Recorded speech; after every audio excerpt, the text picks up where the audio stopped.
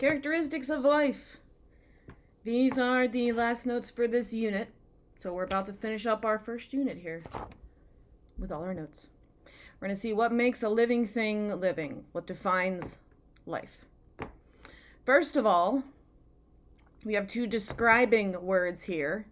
If something is alive, we can call it biotic. You can see bio in there. It's living if you see biotic. If something is abiotic, that means not living, because if you put an A in front, it means not. So abiotic is not living. So you could say like a rock is abiotic, or a turtle is biotic, a human is biotic, a chair is abiotic. Okay. So how do we know? What characteristics can tell us that something is alive or not alive? There are 7 of them. Feel free to write as much or as little as you like. Like some of them, number 1, maybe you haven't heard of before. I think everybody knows what number 2 is. So write as many things as you need to write. Homeostasis means balance. So you have internal conditions that you're trying to keep the same. You're trying to have the same temperature, the same amount of blood sugar, blood pressure, water, all those things. You're trying to keep them balanced.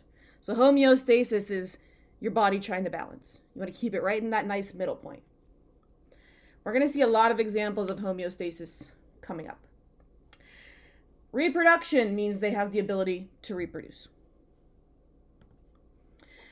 They can grow and develop over time, so they have a young stage, an old stage, and parts in between. Sometimes they kind of all look the same, like humans. Humans kind of look the same, but just they get older. Whereas there's some things like insects that look very different, if you think of like a butterfly and a caterpillar. But there's some kind of growth and development over time for a living thing. Number 4 is order. That means they have a certain structure that does a certain function. Like your hands are shaped the way that they are for a reason. A flower is shaped the way that it is for a reason. It's shaped for that specific thing that it does. Number 5, they can respond to their environment. You can feel and sense your environment, and you can respond to it so that you can survive better over time. You could throw evolution in number 5 too if you want. Number 6 is energy, meaning that in some way you have to take in energy. You could do it by eating food. You could do it by photosynthesis if you're a plant. Some do both, but you have to make energy some way. And number 7 is cells. You have to have at least one cell. I'm going to show you the words prokaryote and eukaryote now. They might look a little bit familiar from the last time you learned cells, but if not, that's okay. Later on, we're going to learn more about prokaryotes and eukaryotes. It's just basically prokaryotes don't have organelles, eukaryotes do. For now, if you just kind of know those words mean cells, good enough. Our last bit here, if you notice on the bottom of your notes page, it says 1 through 8. Because we can organize things from smallest to biggest. There's actually more past 8. There's about 14 total. We're only looking at 1 through 8 right now. We'll see the rest later. In Unit 3, we'll see those later. The smallest thing we care about for biology is atoms.